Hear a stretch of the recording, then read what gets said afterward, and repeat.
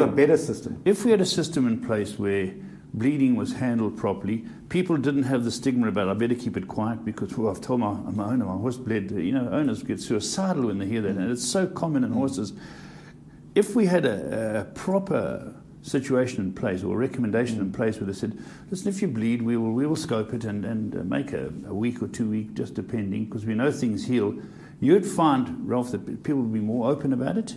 There wouldn't be this problem, and they'd treat it the same way as they would a horse wrapping his ankle. You see, my view is that we're entrusted, you as a trainer and myself as a racing vet, we're entrusted with the well-being of the horse for every other condition. Yes. And we make decisions, fractured legs, joints, illnesses, viruses, colics, major surgeries.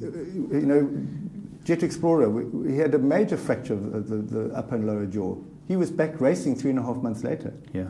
You know, so he had to get fit for the race. So he was back in work probably 6 weeks later. Yeah. So it just shows you how resilient the body is. And what I'm getting to is that we're entrusted with the decision of the well-being of the horse and the rider for all these other conditions. We should be given that opportunity with bleeders.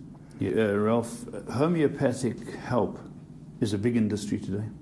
Massive. And, you know, again, what we're sitting with is a no drug rule. Yeah. Okay, when you race under no drug rule, in other words, drug-free on race day, it opens itself to using homeopathic preparations in an attempt to help bleeding. Help the horse. And there's no scientific support for that. So, you know, this is where the Salix issue comes in, the furosemide. Let's talk about Salix. For those of you who don't know, Salix, furosemide, Lasix, a lot of people would call it Lasix. It's called Salix, it's furosemide. Tell us what it does. What is it? Well, furosemide, here's a little bottle. This is the bottle it comes in. It's 50 milligram per mil, and it's a 10 mil bottle. An expensive product, but furosemide has been shown to reduce the blood pressure in the pulmonary artery by 10 to 15 millimeters mercury. So instead of sitting at 100, it'll drop it to 85. We in South Africa did tests to try and find out how these Lasix problems worked, and we scoped horses, Ralph, after races, and there was a South African vet, and I think three major vets came out to do their research, and they found such a huge percent were bleeding. But then they did a big test, I think you've got the literature, on horses that were given Lasix.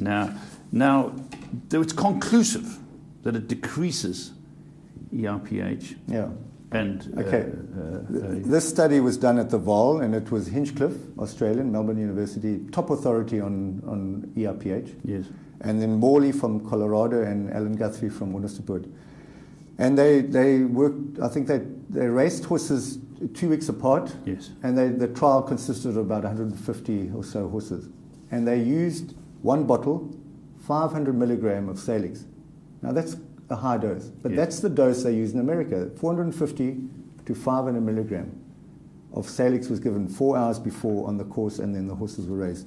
And the research conducted in this country with our racing conditions, so everything was similar to what we practice in this country.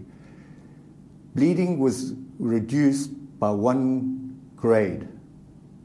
So it had a beneficial effect. Absolutely. Conclusive evidence is it's there are people. You see, in the anti-racing lobby, which is getting stronger, and I think we have to be aware of that, and racing needs to be seen to be proactive. That's what I would like to see. We need to be seen to be proactive. We're not going to fix problems overnight. We're not going to cure bleeding, but we've got to be seen to be proactive. So furosemide has been shown in America to be effective. Now,